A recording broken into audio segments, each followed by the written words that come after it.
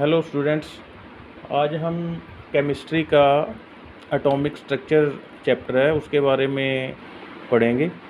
ये सारी बुक्स जैसे आईसीएसई, एनसीईआरटी, सीबीएसई सब में होता है, लेकिन ये 6th to 7th क्लास के लिए जो लेक्चर है आज का वो इन क्लासों के लिए ही है।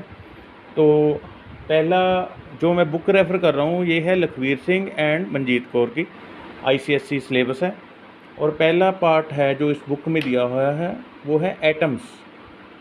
एटम्स इसमें बताया हुआ है, it is the smallest particle of the element that can take part in chemical reaction. मतलब ये स्मॉलेस्ट जो है पार्टिकल है which can take part in chemical reaction. और इनमें ये भी लिखा है atom of most of the elements are very reactive and don't exist in free state. मतलब फ्री स्टेट का मतलब होता है वो सिंगल नहीं एग्जिस्ट करते। जैसे हमारे पास ऑक्सीजन है वो O2 एग्जिस्ट करता है लेकिन O नहीं एग्जिस्ट करता। और जैसे हाइड्रोजन है H2 वो H नहीं एग्जिस्ट करता, H2 एग्जिस्ट करता है। ऐसे फ्लोरीन गैस है, फास्फोरस है, सल्फ़र है, वो इंडिपेंडेंट नहीं एग्जिस्ट करते। लेकिन कुछ गैसेस हैं नोबल गैसेस, जैसे हमने नियोन कहेंगे और हीलियम कहेंगे, वो एज अ एटम ही एग्जिस्ट करते हैं अकेले। तो इसका जो इन जनरल है ज़्यादातर जो होते हैं एटम्स वो सिंगली तौर पे एग्जिस्ट नहीं करते हैं, does not exist as an atom. उसके बाद they exist in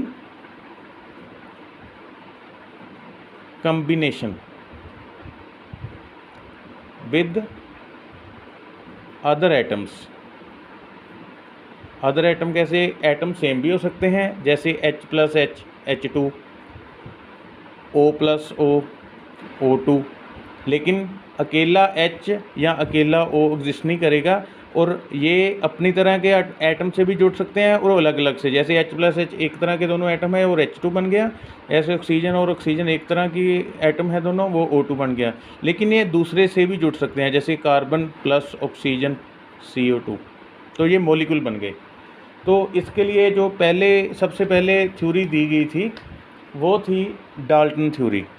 Dalton theory जो है वो दो तरह की है, एक थ्योरी तो ओल्ड वाली है, एक मॉडर्न है। तो जो पहले वाली थ्योरी थी डाल्टन की, उसमें क्या लिखा है? All the matter is made up of very small particles that is called atoms. Means all matter is made up of atoms. उस टाइम पे सबसे स्मॉलेस्ट जो माना जाता था वो एटम को माना जाता था। लेकिन आजकल है वो हमको पता है भी एटम के बीच में न्यूक्लियस होता है, न्यूट्रॉन होते हैं, प्रोटॉन होते हैं। लेकिन पहले हम ओल्ड वाली कर रहे हैं, फिर न्यू वाली करेंगे। और सेकंड पार्ट था atom can not be divided. पहले सबसे स्मॉलेस्ट जो रिएक्शन में पार्ट लेने वाले को एटम ही माना जाता था। आज तो हमको पता है अभी इलेक्ट्रॉन भी लेते हैं पार्ट, प्रोटॉन भी, न्यूट्रॉन भी। इसी तरह ये आजकल भी है, जैसे atom can't be created neither